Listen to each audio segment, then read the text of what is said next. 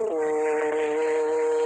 नीलाद्रौ शङ्खमध्ये शतदलकमले रत्नसिंहासनस्थं सर्वालङ्कारयुक्तं नवघनरुचिरं भूषितं चाग्रजेन भद्राया वामभागे रथचरणयुतं ब्रह्मरुद्रेण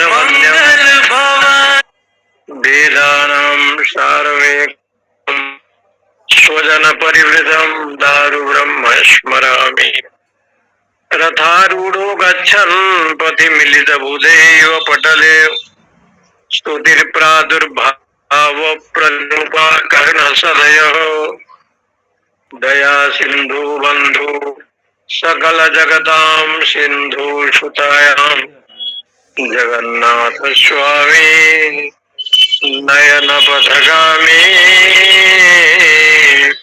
भवतु मे यो अन्त प्रविश्य वाचमिमां प्रसुप्तां सञ्जीवयत्यखिल शक्तिधरः स्वधाम्ना अन्याश्च हस्तचरण श्रवण त्वगादीन् प्राणान् नमो भगवते पुरुषाय तुभ्यं नमः परमादित चरण कमल चिन्मकरं भक्त जन मानस निवासाय श्री रामचंद्राय शंकरं शंकराचार्यं केशवं बादरायणं सूत्रभाष्य कृतौ वन्दे भगवन्तो पुनः पुनः ईश्वरो गुरुरात्मेति मूर्तिभेद विभागिने व्योमवद्व्याप्त देहाय दक्षिणामूर्तये नमः। ओम शांति। श्री राम जय जय राम। श्री राम जय जय राम। श्री राम जय जय राम। श्री राम जय राम। श्री राम जय जय राम। श्री राम जय जय राम। श्री राम जय जय राम। श्री राम जय जय राम। बोले बांके बिहारी लाल की जय। आप सभी को ओम नमो नारायण करते हुए इस समय बड़ा पावन प्रसंग है। आषाढ़ शुक्ल पक्ष ये जो रथ यात्रा का समय है, आज तृतीया तिथि है। गुप्त नवरात्रि का भी प्रसंग चल रहा है और भगवान श्री कृष्ण श्री जगन्नाथ जी के रूप में विराजमान है। अपने भाई बलराम और बहन जी के साथ, सुभद्रा जी के साथ मौसी के घर में 9 दिन की गुंडीचा यात्रा करने के लिए पधारते हैं, जाते हैं। कल रथ यात्रा रहा, सभी को बहुत बहुत बधाई। विशेष करके क्या है कि जहां भगवान श्री कृष्ण ने गीता जी में स्पष्ट किया कि जन्म कर्म च में दिव्यमेव यो वेति तत्वतः त्यक्त्वा देह पुनर्जन्म नेति मामेति स्वर्जुन। मेरा जितना भी जन्म है अथवा कर्म है सब दिव्य है, अलौकिक है, पंचभूत वाला नहीं है, त्रिगुण से रहित है। भले ऊपर अवतारों में ये सब लीला को देखने को मिलता है, लेकिन वो विशुद्ध सत्व गुण है। श्रीमद् भागवत जी में जब इंद्र जी गौ माता को लेकर के आए और भगवान से क्षमा याचना किया, तो स्कंद में इंद्र कहते हैं सत्वम विशुद्धम तव धाम शांतम तपोमयम ध्वस्तरजस्तमोस्कम मायामयोयम गुण संप्रभाहो न विद्यते ते ग्रहणानुबंध। देवराज जी कहते हैं कि हे प्रभु, सत्वम विशुद्धम तव धाम शांतम, तुम्हारा जो लीला है, तुम्हारे जो गुणानुवाद है, वो विशुद्ध सत्व है। अपना काट के केवल सत्व गुणी मात्र नहीं है, वो विशुद्ध सत्व है। जहाँ पर अमलात्मा मुनिजन जहाँ सेवन करते हैं, गोता लगाते हैं,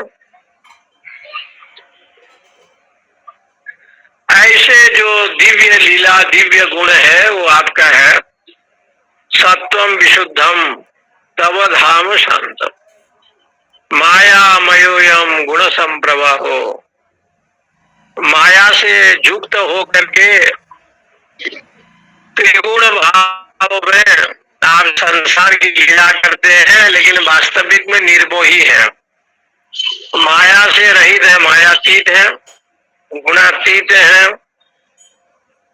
न विद्यते ते ग्रहणानुबंध,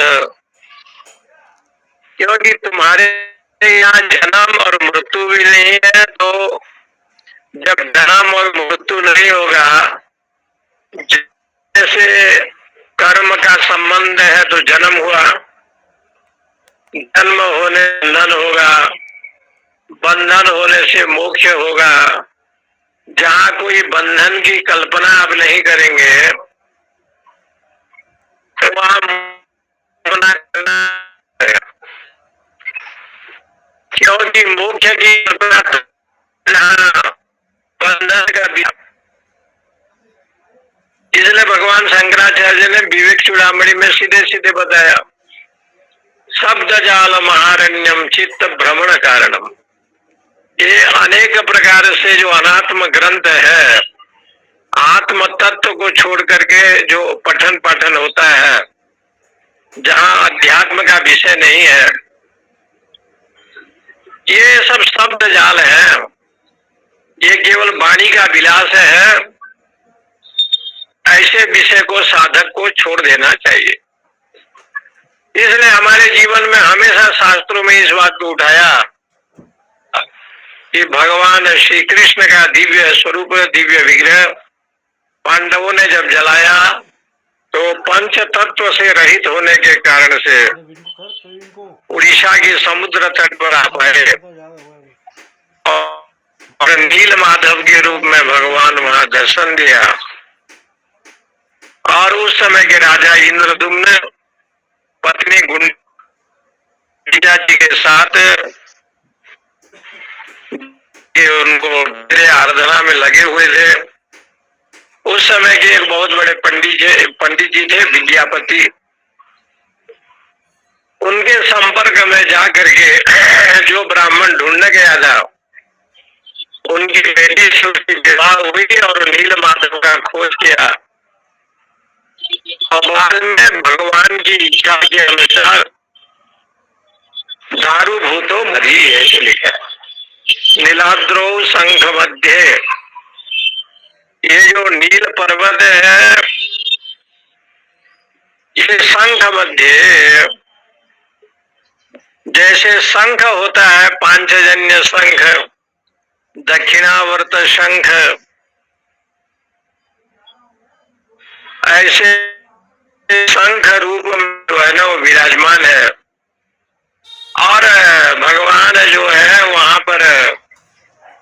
शतदल कमल है, शतदल कमल है, कमल पुष्प है। इसलिए जगन्नाथ जी की जो मंदिर है, उस मंदिर में जो गर्भगृह है, उस गर्भगृह में न जाने कई लाख शालिग्राम जी हैं उसमें, और शालिग्राम नीचे है, और उसके ऊपर जो है ना जगन्नाथ जी, ये भगवान जो है विराजमान है। आवाज आ रही है ना? हाँ महाराज जी आ रही है आवाज, जय श्री कृष्ण आ रही है। जगन्नाथ जी आ रही है ना? आ रही है हाँ, तो जगन्नाथ जी विराजमान है। तो श्री जगन्नाथ जी विराजमान है, और उसमें शालिग्राम की जो बटिया है, 10 चक्र वाला, 1 चक्र वाला, मत्स्य अवतार, कछुआ अवतार, अनेक प्रकार के जो अवतार है भगवान के, 24 अवतार के सारे शालिग्राम वहां मौजूद हैं, और उसके ऊपर ये विग्रह है। और ये जो विग्रह है जगन्नाथ जी का, बलदेव जी का, सुभद्रा जी का, ऐसे तो आप अजन्मा हैं, अविनाशी हैं, ब्रह्म हैं, लेकिन भगवान का जो भी साक्षात होता है ना, वो चिन्मय मूर्ति है, चिन्मय मूर्ति है। और चिन्मय मूर्ति के रूप में परमात्मा वहां विराजमान है। इसलिए कलयुग में जो लीला उनकी करनी होती है, कुछ लोगों का कहना है कि वास्तविक में तो बुआ इनका कुंती देवी थी, और कुंती जी ने कोई वरदान नहीं मांगा। भागवत जी के अनुसार भगवान ने बहुत जोर दिया कुंती को कि कहा बुआ जी थोड़ा वरदान तो मांगो, कोई भी वरदान। कुछ महापुरुषों का अभिप्राय है कि वरदान आपसे क्या मांगे, आप तो सर्वव्यापक हैं, सर्वज्ञ हैं, अंतर्यामी हैं, कोई वरदान मांगने की इच्छा नहीं है। जन्म जन्म रति राम पद यह वरदान नाम। बोले कि हमारे जीवन में भक्ति बने। इसलिए एक कथाकार जी उस दिन बोल रहे थे, हमको भी अच्छा लगा सुन करके। वो कह रहे थे कि भगवान के 2 शक्ति है, एक शक्ति माया है और एक शक्ति भक्ति है। माया जो है वो बहिर्मुखी है, और भक्ति जो है अंतर्मुखी है। भक्ति शब्द का अर्थ है आह्लादिनी शक्ति। आह्लादिनी शक्ति का अर्थ होता है अपने मन को प्रसन्न करने वाली, मन को प्रसन्न भी करे और कराए, इसी को आह्लादिनी शक्ति कहते हैं। क्योंकि भगवान श्याम सुंदर को, कृष्ण को आह्लादिनी शक्ति के रूप में इसलिए कहा गया है कि आप भक्ति महारानी के अधिष्ठाता हैं। भक्ति स्वतंत्र सकल सुख खानी, ऐसे लिखा गोस्वामी जी ने। भक्ति परतंत्र नहीं है, भक्ति स्वतंत्र है। बोले स्वतंत्र क्यों है? बोले जो साक्षात जगन्नाथ कृष्ण जो परमात्मा है, उसको जो बस कर दे, इसलिए वो भक्ति स्वतंत्र है। क्योंकि भक्ति के अधीनस्थ जो है ईश्वर होते हैं, परमात्मा होते हैं। निर्गुण ब्रह्म भी सगुण हो जाते हैं।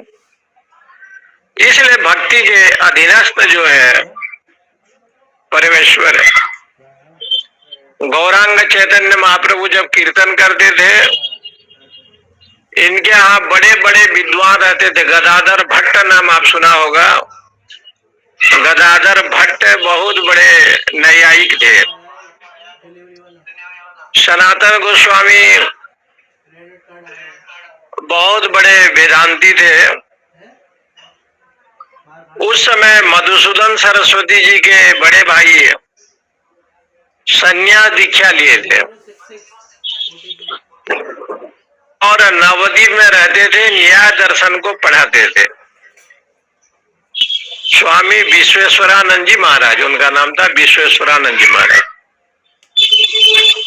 और वो जो विश्वेश्वरानंद जी जब पढ़ाते थे तो आप मधुसूदन सरस्वती बन करके जब पधारे तो वहां पर विद्या अध्ययन किया।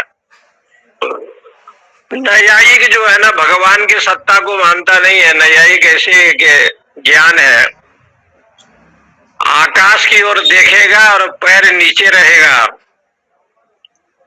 और केवल तर्क करेगा, वितर्क करेगा, अनुमान करेगा। तर्क ये करेगा कि यदि यहाँ धुआं नहीं है तो अग्नि कहाँ से हो। यत्र यत्र धूमा तत्र तत्र बन्ही। ये तर्क को देख करके अनुमान करेगा कि धुआं तो है नहीं, फिर बन्ही कहाँ से हो, अग्नि कहाँ से हो। तो बड़ा अद्भुत है, इसलिए इनको कहते हैं अक्षपाद। अक्षपाद नाम से आया वेदांत में। उसमें जो है ना ये न्यायिक ईश्वर को मानता नहीं। तब कहा कि ईश्वर सिद्धि करने के लिए, ईश्वर सिद्धि कैसे हो इसके लिए मीमांसा ग्रंथों में प्रत्यभिज्ञा दर्शन बनाया। वो ग्रंथ का नाम है प्रत्यभिज्ञा दर्शन। प्रत्यभिज्ञा दर्शन बनाया उन्होंने। ईश्वर सिद्धि है, कैसे है, तो उसके ऊपर ही व्याख्या की गई कि जहां तुम अनुमान लगाते हो यत्र यत्र धूमा तत्र तत्र बन्ही, अनुमान लगा। जैसे महाकुंभ में आपने अनुमान लगाया कि बिना निमंत्रण के प्रयागराज के महाकुंभ मेला में करोड़ों की जनता आई, गंगा स्नान किया।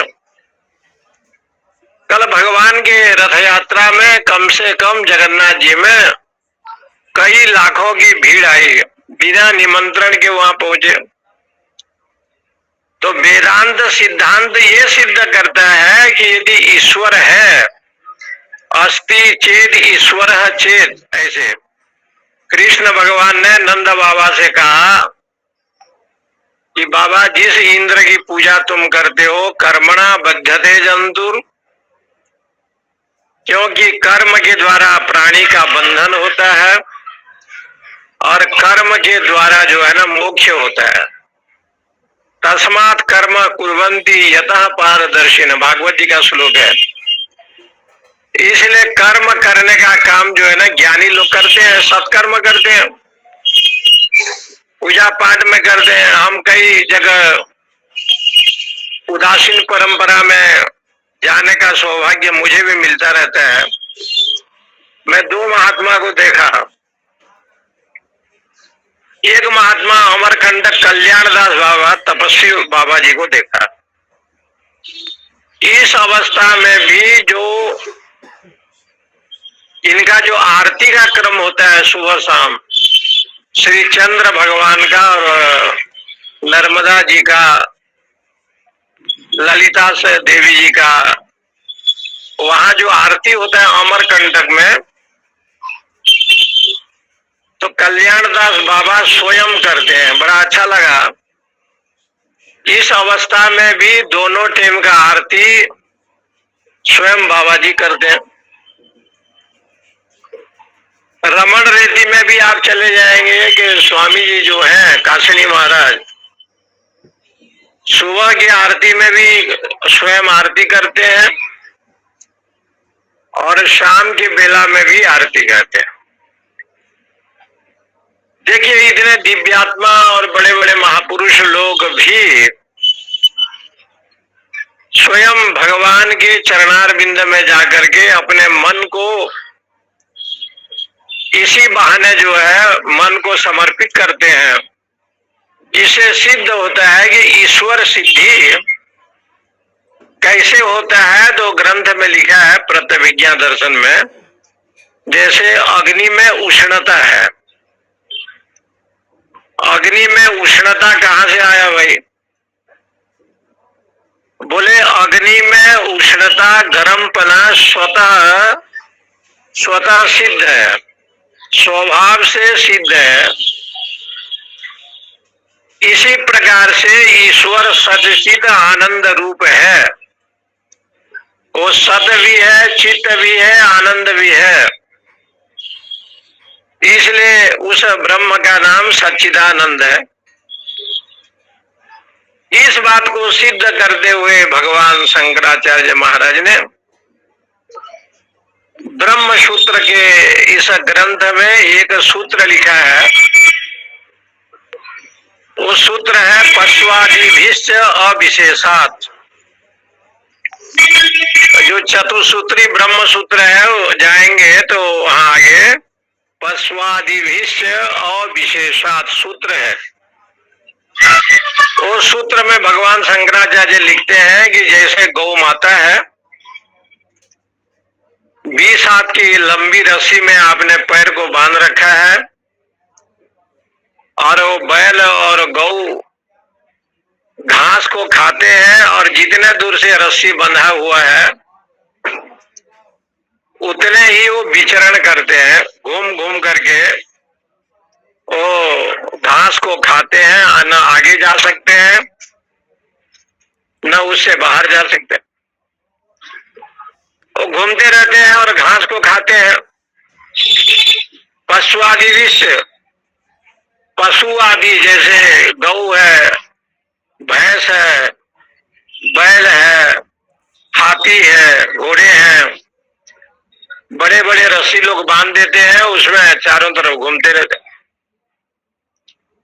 इसी प्रकार से प्राणी संसार में जो है ना, इसी प्रकार के है।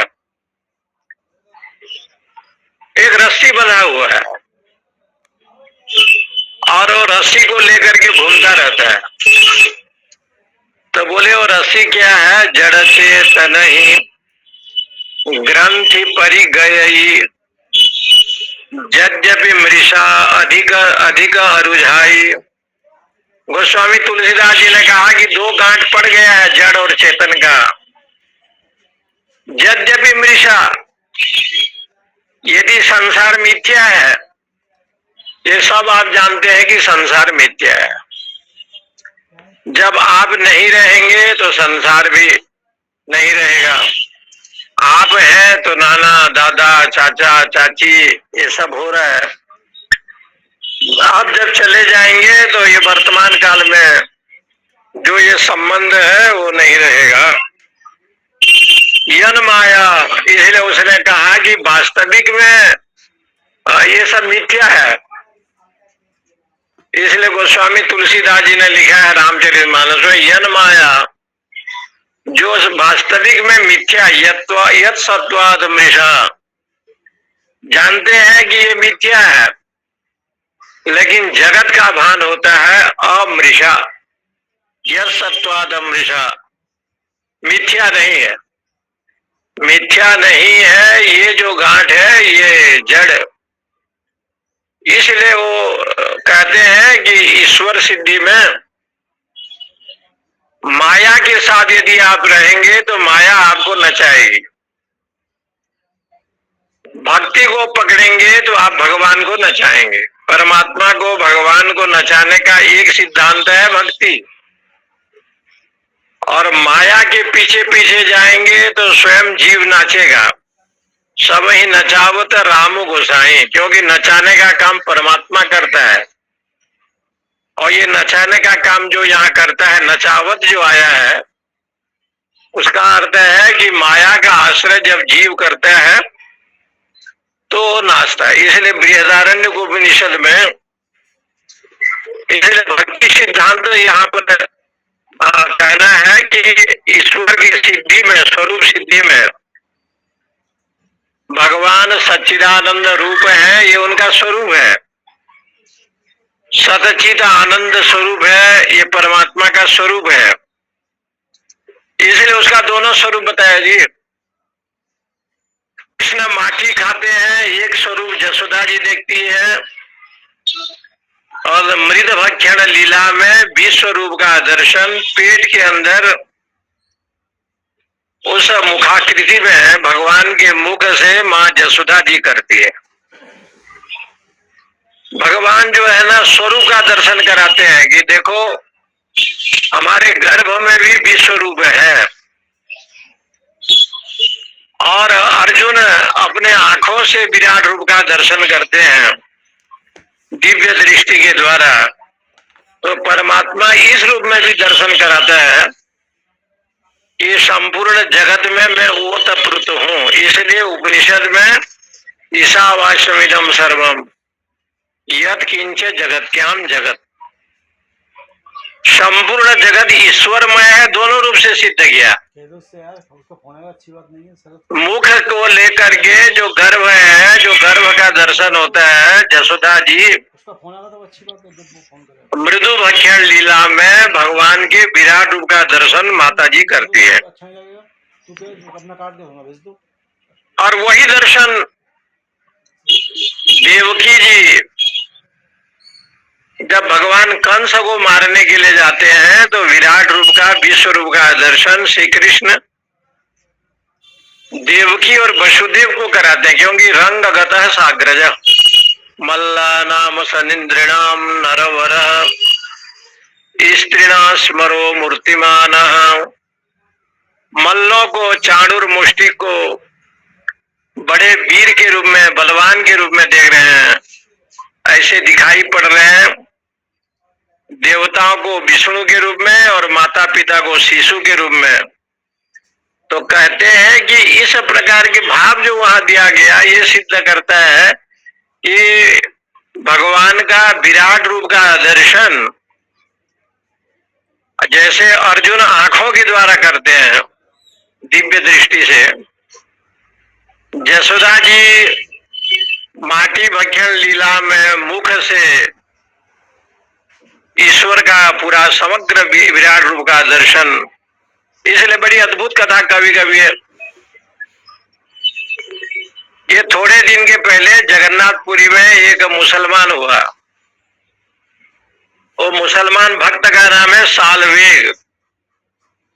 उस समय वो वृंदावन दर्शन करने के लिए वो आए थे। वृंदावन दर्शन करने के लिए भगवान बांके बिहारी के पास आए थे और रथ यात्रा का समय आ गया और जगन्नाथ जी की रथ यात्रा में उनको जाना था। हर वर्ष जाते थे और जाते जाते नहीं पहुंच पाए। तो भगवान जगन्नाथ जी को वो मुसलमान जो भक्त था सालवेग, उन्होंने परमात्मा को, जगन्नाथ जी को, कृष्ण को प्रणाम किया, वंदन किया। और जैसे जगन्नाथपुरी के वहां वो पहुंचे हैं, रथ में भगवान को बिठाने वाले हैं, रथ चल नहीं रहा है। तो आप लोगों को विश्वास नहीं होगा, जो मुसलमानों का मजार बना था ना, मजार जहां इनके मजार बनते हैं, उस मजार में जगन्नाथ जी का रथ जो है ना खड़ा हो गया, अटक गया। बहुत बड़े परेशान हुए, जगन्नाथ जी जा क्यों नहीं रहे हैं। जब तक सालिग्राम सालवेग श्री वृंदावन धाम से जगन्नाथ धाम तक नहीं पहुंचे तो भगवान मजार में ही खड़े रहे। वही बगल में जो उनका मजार था, आजकल शहर हो गया, उस समय इतना शहर नहीं था। तो कहते हैं कि उस समय जो है ना भगवान वहीं खड़े रहे। इस दृश्य को देख करके जो है ना भक्तों ने जगन्नाथ स्वामी नयन पथगामी भवतु में, ये आप हमारे आंखों के सामने रहे, रथारूढ़ हो गच्छन पथि मिलित भुदैव पटले। आप रथ में आरूढ़ होकर के जा रहे हो और हमारे आंखों के सामने आप इस नयनाभिराम जो दृश्य है उसका दर्शन हो। तो कभी कभी ऐसे शास्त्र में वर्णन किया है कि भक्ति में यदि आप हैं, भक्ति तो कई चीज बताया, गुरु शुश्रूषया भक्ति, गुरु के चरण में सेवा करना भी भक्ति है। भक्ति का विषय तो नारद भक्ति सूत्र में और अनेक ग्रंथों में भक्ति का विषय जो आया है, सेवा मात्र को ही भक्ति कहते हैं। भज सेवायाम धातु का रूप है, उसका नाम है भक्ति। जो भी आप सेवा करते हैं ये सभी को भक्ति कहा गया है। इसलिए भक्ति शब्द का अर्थ तो यही आता है, नयन गलद अश्रुधारया, आंख में थोड़ा अश्रुधारा निकले। हमारे यहाँ वृंदावन में बड़े बड़े कवि हुए हैं, महर्षि लोग हुए हैं, उन्होंने लिखा है रोमांचेन चमत्कृताम तनुरियम भक्त्या मनोनंदितम प्रेमाश्रुणी च विभूषयन् दिवदनम कंठम गिरो गदगदा नास्माकं क्षणमात्रमप्यवसरम कृष्णार्चनम कुर्वताम।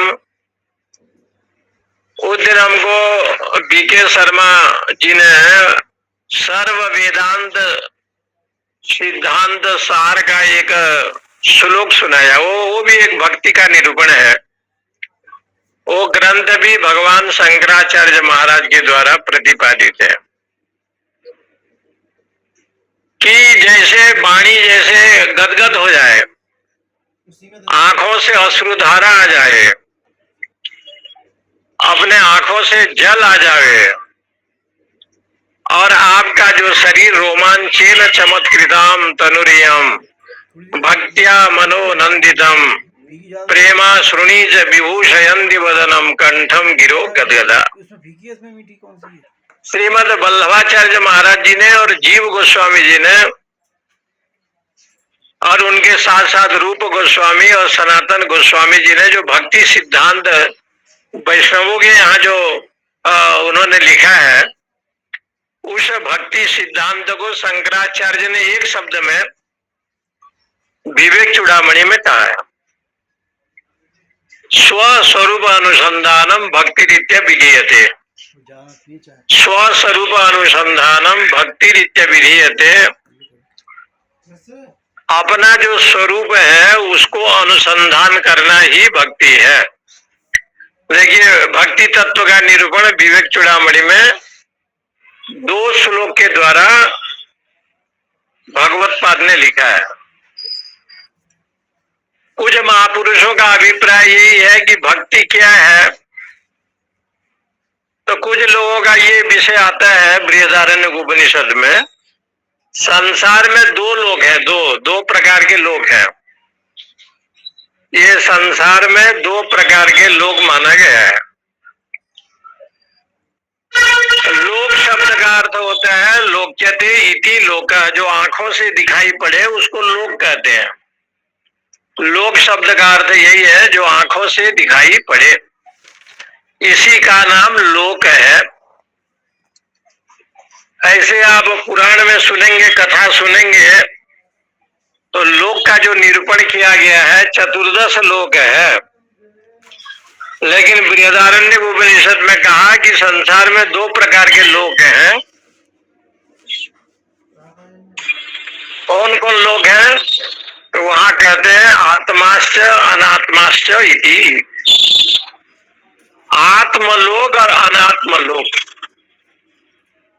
लोको ही द्विविधा, आत्मा लोक अनात्म लोकश्च इति।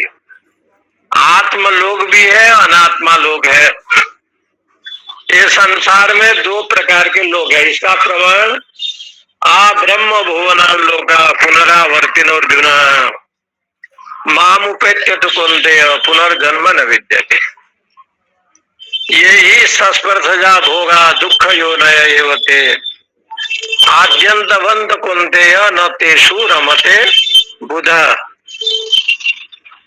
गीता जी में भगवान ने स्पष्ट किया कि ये जितने भी विषय है सस्पर्शजा भोगा, ये जितने भी भोग है ये इंद्रियों का शब्द स्पर्श रूप रसादि गंध का विषय है। दुख योनय एवते, ये दुख का हेतु है। इसमें अन्य कुछ नहीं है, भोगे रोग भयम वाला है, ये दुख का हेतु है। आद्यंतवंत कुंते आदि में भी संसार दुख देता है और अंत में भी दुख देता है। क्योंकि आदमी जब जन्म लेता है कोई व्यक्ति तो आने से वो रोता है, और मृत्यु काल जब होता है तब भी दुख मिलता है, कष्ट मिलता है। इसलिए ये कहते हैं आत्मलोक अनात्मलोकश्च इति। इसमें देखिए बृहदारण्यक उपनिषद का ये वाक्य है, आत्मलोक और अनात्मलोक दो लोक हो गया। आत्मलोक कौन हो गया? भगवान। अनात्मलोक कौन हो गया? संसार। ये संसार अनात्मलोक है। आत्मलोक अनात्मलोकश्चेति तत्र आत्मलोकस्य त्रैविध्यम बृहदारण्यके तृतीय अध्याये श्रूयते। बृहदारण्यक उपनिषद के तीसरे अध्याय में ये सब निरूपण किया गया है कि आत्मलोक क्या है, अनात्मलोक क्या है। क्योंकि बृहदारण्यक उपनिषद में याज्ञवल्क्य का जब प्रसंग आया तो उनके पत्नी ने कहा किम भावः करवाणी लोके, हम धन संपत्ति को लेकर के क्या करेंगे, पुत्र संतान घर द्वार परिवार को लेकर के क्या करेंगे। तो कहा भाई लो, याज्ञवल्क्य की पत्नी कात्यायनी जी ने कहा कि हमको तो धन चाहिए, अर्थ चाहिए। लेकिन वहां पर मैत्रेयी जी ने स्पष्ट शब्द से कहा कि किम भाव अह करवाणी लोके, ये मृत्यु लोक में मृत्यु पदार्थ को लेकर के क्या करेंगे। ये देखो, ये हमारा जो भारतवर्ष है, ये जो भूमि है संसार का, इसको मृत्यु लोक कहते हैं। और मृत्यु लोक में अभी जो विमान दुर्घटना हुआ ना यहाँ अहमदाबाद में, तो सभी में प्रचार हो रहा था कि प्रारब्ध बस सब लोग चले गए, लेकिन वहां किसी सज्जन के हाथ में भगवत गीता था। बताते जो गीता और राधा कृष्ण का जो मूर्ति था, फोटो था, जो पूजा करते थे बाल गोपाल का, वो नहीं जला। बताते हैं तो सभी जगह दिखा रहा था कि देखो गीता जो अविनाशी ब्रह्म है उसका नाश नहीं हुआ। ऐसे तो तीनों कालों में उसका नाश नहीं हुआ, लेकिन ग्रंथ के रूप में भी वो जला नहीं। तो सिद्ध हुआ कि वास्तविक में जो अमृत्यु लोग है, अविनाशी है, ये भगवान है। और भगवान के जो विषय उपनिषद में चर्चा की गई है कि ये संसार जो है ना मृत्यु लोक है। तब बोले मृत्यु लोक क्यों है? तो उपनिषद में कहा कि बृहदारण्य के तृतीय अध्याय श्रूयते। स्मशान भूमि जो है ना हमारे मर्त मंडल में है, स्वर्गादि लोग इत्यादि में स्मशान भूमि नहीं है। क्योंकि वहां पहले से बता दिया खेणे पुण्य मर्त लोकम विशंति, इसलिए स्मशान की व्यवस्था तो देव इत्यादि लोग में नहीं होगा। नहीं तो ये शब्द की व्याख्या कृष्ण नहीं करते, खेणे पुण्य मर्त लोकम विशंति। इसलिए यहाँ पर बृहदारण्यक उपनिषद में बताया अथ त्रयो भाव लोका। ये संसार में अनात्म लोक कौन है?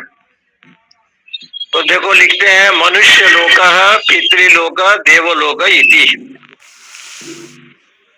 मनुष्य लोक पहला हो गया, पितृलोक 2 नंबर पर हुआ, देवलोक तीसरा। ये 3 लोग हैं, इसको अनात्म लोक का है। मनुष्य लोग, ये जो मनुष्य है हम लोग, मत्वा सिव्यति इति मनुष्य,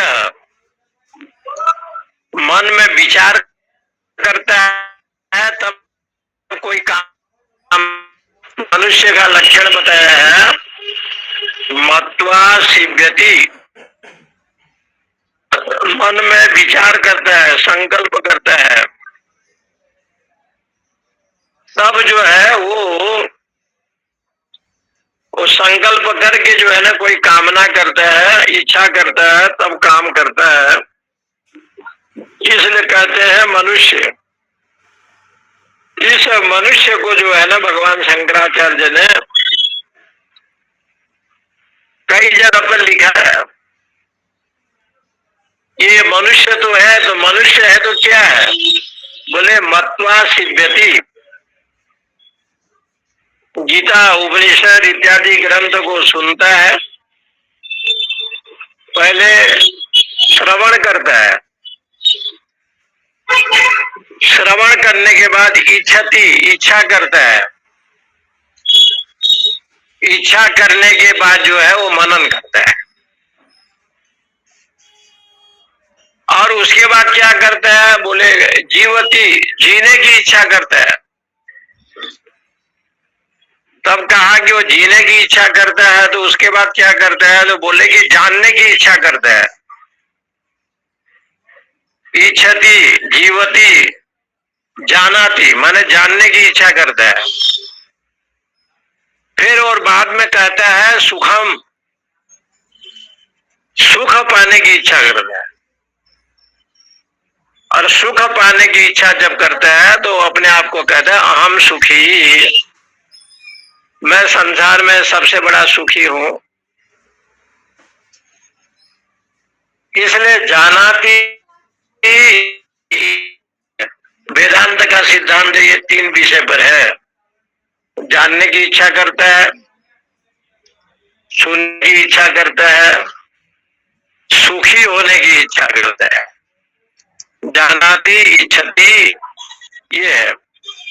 फिर उसके बाद जो है ना जिज्ञासा करता है। देखो ऐसे लिखा है, वो जिज्ञासा करता है, कोई चीज का जानने की इच्छा करता है।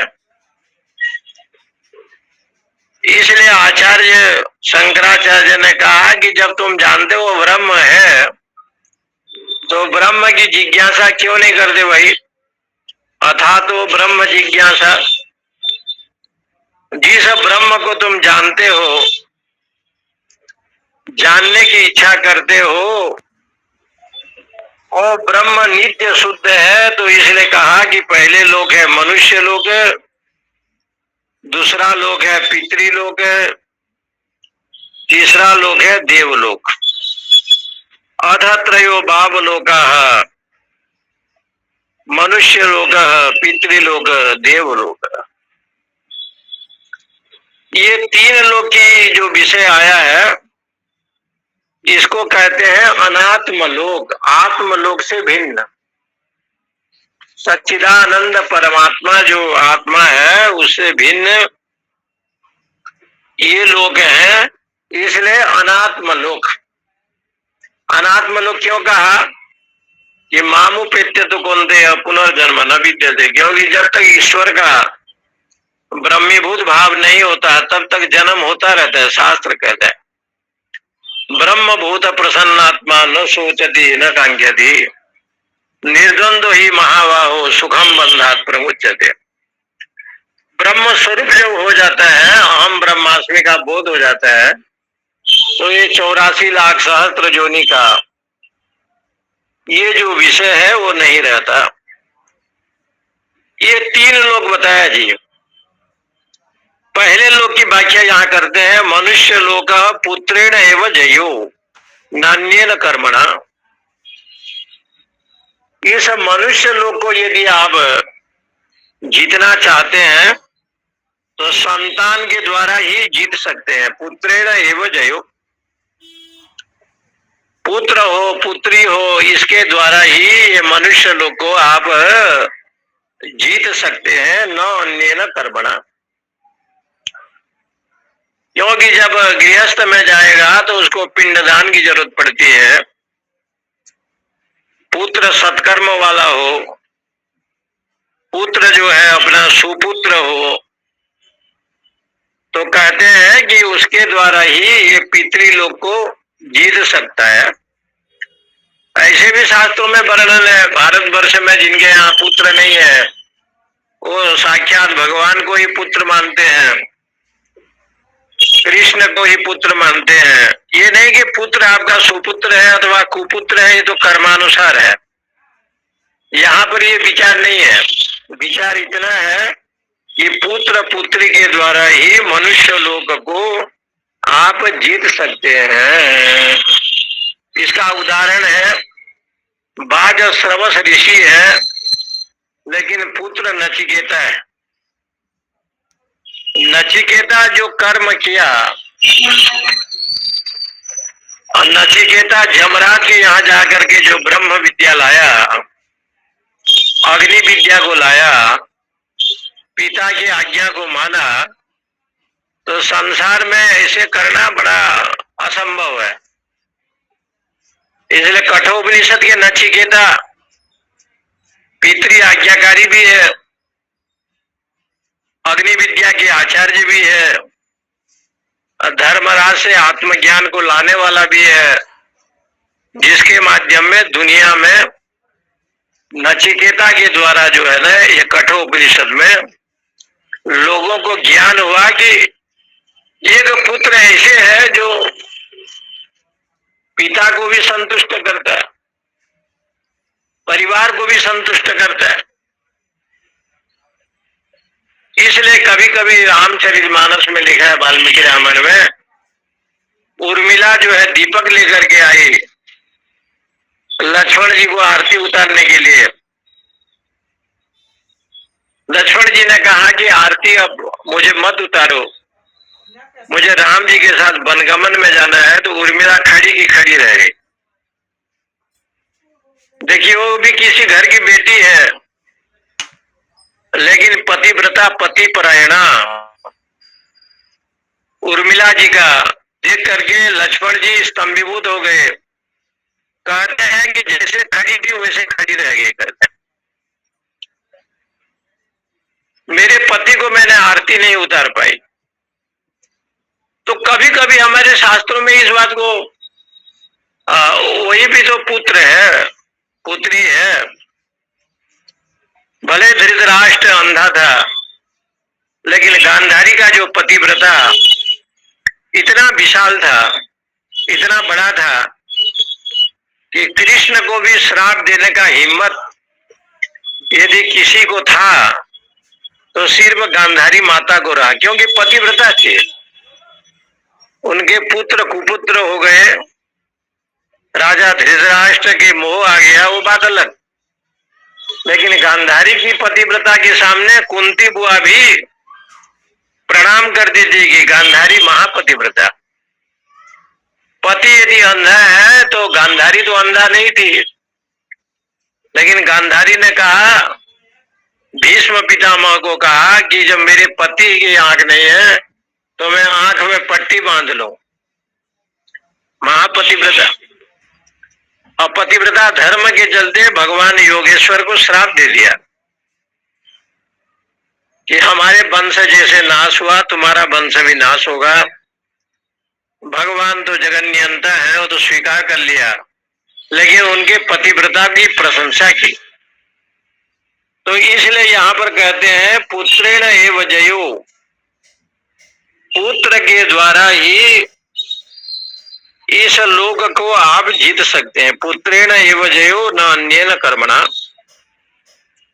अन्य कर्म से मनुष्य लोग को जीत नहीं सकते, क्योंकि पुत्र होगा तो दान होगा, धर्म होगा, यज्ञ होगा, तपस्या होगा। पुत्र हो गया ब्रह्मचर्य में रहे, पुत्र हो गया गृहस्थ में गए, गृहस्थ के बाद वानप्रस्थ में गए, वानप्रस्थ के बाद संन्यास आश्रम में गए। जब ये नहीं होगा तो ये आश्रम भी पद्धति नहीं बनेगा। हम लोग ऋषिकेश कैलाश आश्रम में पढ़ते थे, तो एक सज्जन गृहस्थ कोई आया, उसने स्वामी विद्यानंद महाराज से कहा कि महाराज, आजकल साधु संत भी तो ठीक नहीं है। स्वामी जी ने कुछ कहा नहीं, घूमते घूमते उनको को कहा कि ये साधु संत महात्मा जो भी मंडेश्वर महंत हैं कहीं दूसरे जगह से नहीं आते। ये यदि आए हैं तो सदगृहस्थ आते हैं, जिनके माता पिता स्वधर्म परायण हो, उन्हीं के परिवार से आते हैं। इसलिए गृहस्थ आश्रम आपको वानप्रस्थ भी दीक्षा देता है, गृहस्थ आश्रम संन्यास आश्रम की दीक्षा देता है, और गृहस्थ आश्रम में रह करके जीव पत्नी होने पर भी वो जोगी बन करके रहता है और संसार को जीतता है। क्योंकि जितने भी ऋषि महर्षि हुए हैं सब गृहस्थ आश्रम में हुए हैं अज्ञान से, फिर भी वो संसार को। नारद जी गृहस्थ में नहीं गए तो देखने की इच्छा व्यक्त की तो भगवान ने दिखाया माया को। गंगा जी स्नान करने के लिए गए, 6 बच्चे हो गए, मल्हार से शादी हो गया, थोड़े दिन में घर में आग लगी, फिर वो जो है संभल गए। नारद बाबा जी आए और देख करके भगवान को प्रणाम किया। भगवान ने समझाया कि मेरी लीला यही है, जो तुमने देखा नहीं था आज देख लिया, और जो देख लिया कि संसार क्या है, माया अपहृत ज्ञानम आसुरम भावमाश्रिता, इसलिए उन्होंने कहा कि माया से अपहृत चित्त वृत्ति जब हो गया तो संसार को तुमने देख लिया। इसलिए यहाँ पर बृहदारण्यक में कहा कि पुत्रेण एव जयो, भाई आपका पुत्र सुपुत्र है कुपुत्र है, ये बात तो भगवान के ऊपर छोड़िए, इसकी चिंता नहीं करनी है। ये पुत्र कैसे है, नाती पोता कैसे है, ईश्वर के चरणों में यदि असुर कुल में विभीषण भी एक अच्छा हो सकता है, असुर कुल में प्रहलाद जी एक अच्छे हो सकते हैं, असुर कुल में घटोत्कच एक अच्छे हो सकते हैं, तो ये सिद्ध होता है कि भगवत इच्छा सर्वोपरि है। भगवत इच्छा को छोड़ करके दूसरी इच्छा सर्वोपरि नहीं है।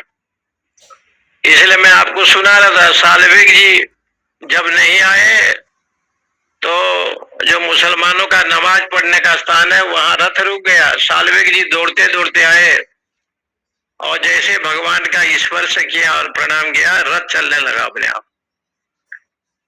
इसलिए साल्विक जी ने कहा, मेरा पिता तो मुसलमान और माँ मेरी ब्राह्मणी, और उसके कुल में जन्म लेने वाला तुम्हारा भक्त साल्विक जात में मुसलमान था। देखिए,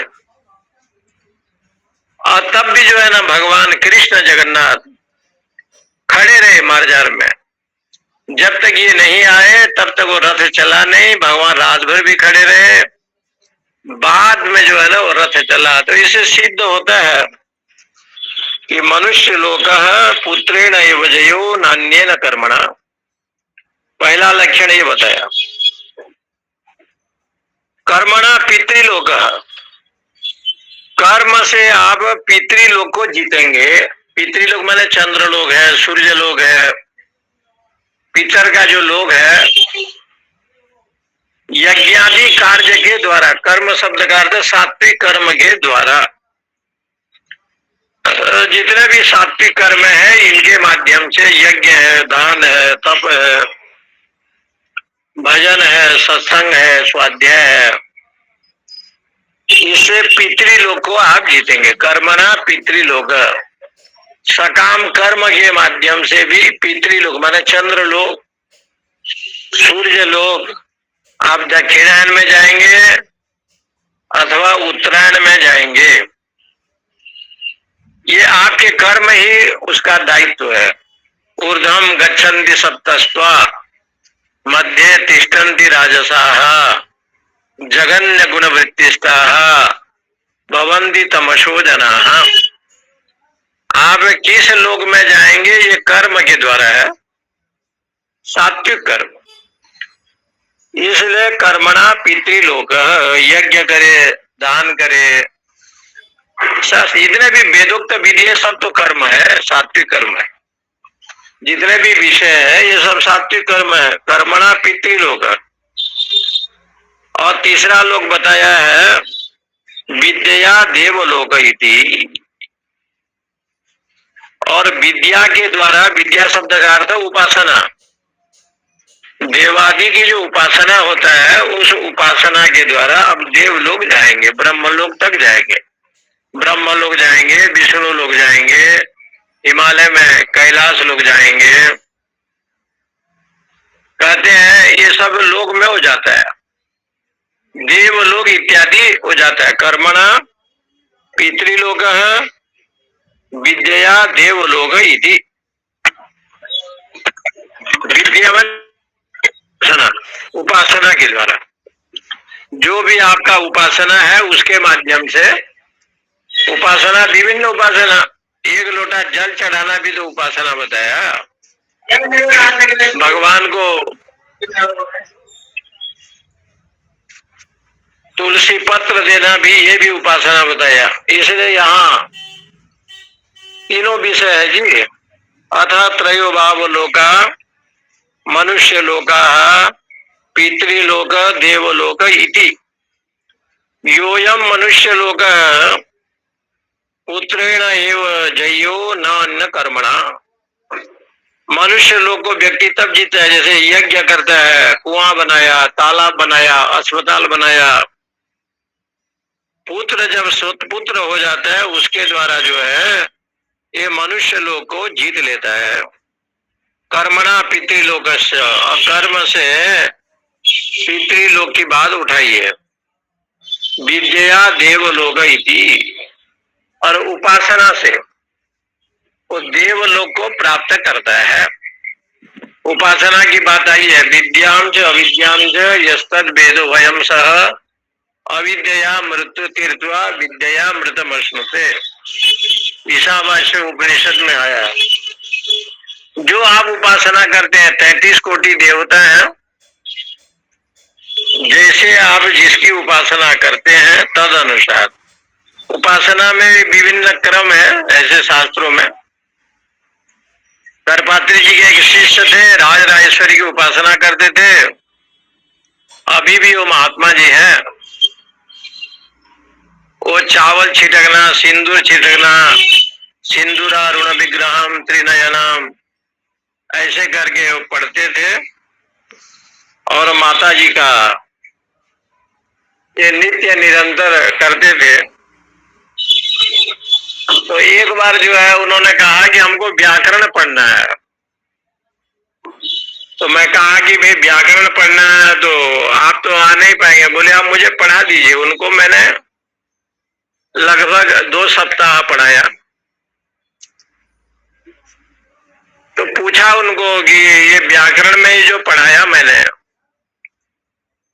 आपको कुछ पल्ले पड़ रहा है? बोले महाराज पुस्तक नहीं देख पाता हूँ, आप जो बोलते हो सुनता हूँ। मैंने उनको समझाया कि भैया जपी तपी और गपी, जो ज्यादा जप करेगा तप करेगा गप लगेगा, वो स्वाध्याय सत्संग नहीं कर सकता। उसके बस की बात नहीं है कि वो स्वाध्याय करे, सत्संग करे, क्योंकि जपी है, तपी है, गपी है, कपाष्टक लगाएगा। इसलिए ये पढ़ना आप छोड़ो, जो जगदम्बा जी की आराधना करते हो करो। इसलिए कर्मणा पितृलोकस्य और यहाँ विद्या देवलोकस्य ऐसे कहा। ओम पूर्णमदः पूर्णमिदं पूर्णात् पूर्णमुदच्यते पूर्णस्य पूर्णमादाय पूर्णमेवावशिष्यते। ओम शांति शांति शांति। ओम नमो नारायण। नमो नारायण।